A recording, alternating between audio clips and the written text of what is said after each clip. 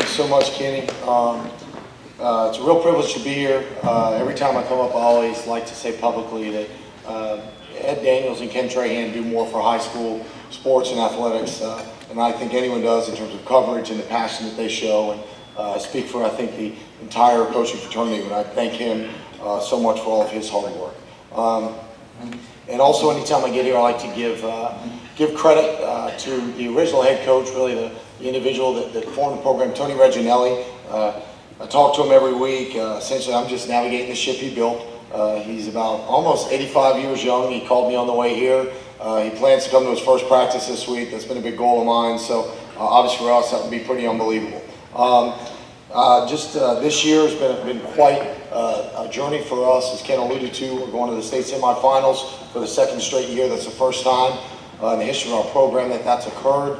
We had a little lull there, went 20-something years up till around 2014 when Jay Tyler led a group that went in against Catholic New Iberia, and have been incredibly blessed the last 2 years to go to the state semifinals, 11-1 last year, and right now we're standing 11-1 going into the game against Notre Dame. This year really has been one that I couldn't be more proud. I think this group has battled adversity. They've had although it's one, they had a really tough loss early, but they've been able to overcome that with a lot of really good outings against, I think, some really good competition, bigger schools that have hopefully put us in position for success on Friday. This year, really the story of our season has been the play of three individuals. Our quarterback, Martin Busher, who last year broke Peyton Manning's single-season passing record with over 2,800 yards, is already at almost 3,000. He's thrown for 2,971 yards. He has 48 touchdowns and 4 interceptions. Those numbers are obviously exceptional. I think he is an exceptional quarterback. Without him, we wouldn't be here.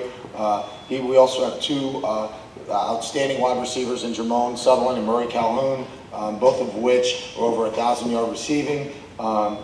Murray in particular is now our single-season record holder with over 1,300 yards. They both broke the touchdown mark of Nate Stibbs from 1993 with 21 apiece. And both of them, obviously, their ability to stretch the field vertically came into play big time last week when I think arguably we had one of our biggest wins in our history, going to Calvary Baptist and winning on the road.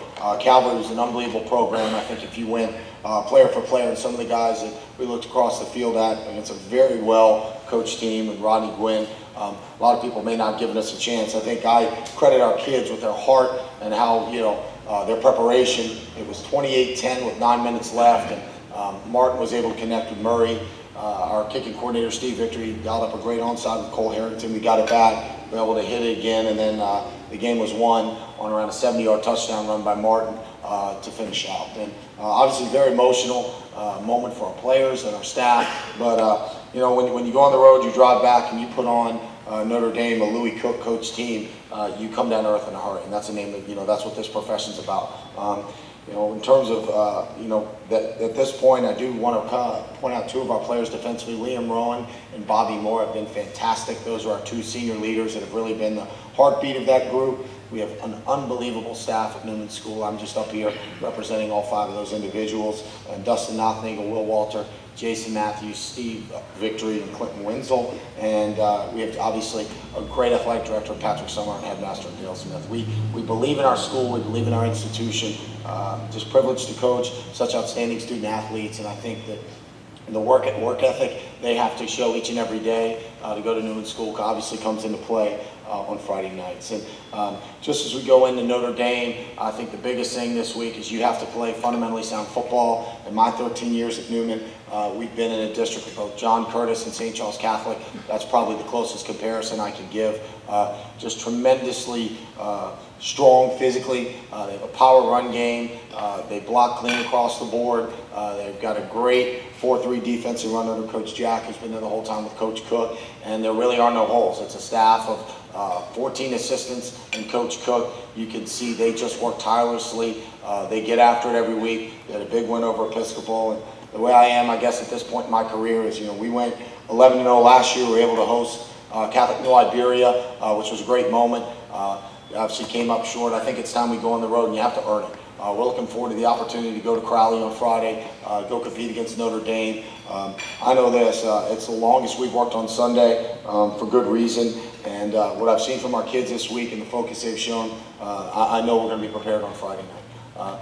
That's what this is about, and again, when you get to the select semifinals, there's no weak teams left, and I'd rather go out and go against what I think the best team is. I think we're battle tested, we're ready for that opportunity, and obviously with Coach Cook and his team, it's not an opponent you can take lightly in one bit. So again, obviously when you get to practice on Thanksgiving, it's a real special moment. That's the one piece of advice Coach Reginelli always tells me, is when you can have practice on Thanksgiving morning, I really think that's the mark of a special season.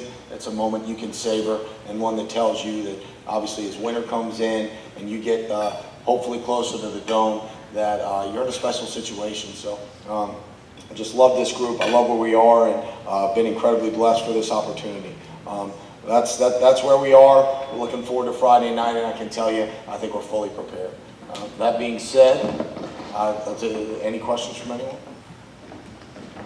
Raise your hand if you have one. No big deal.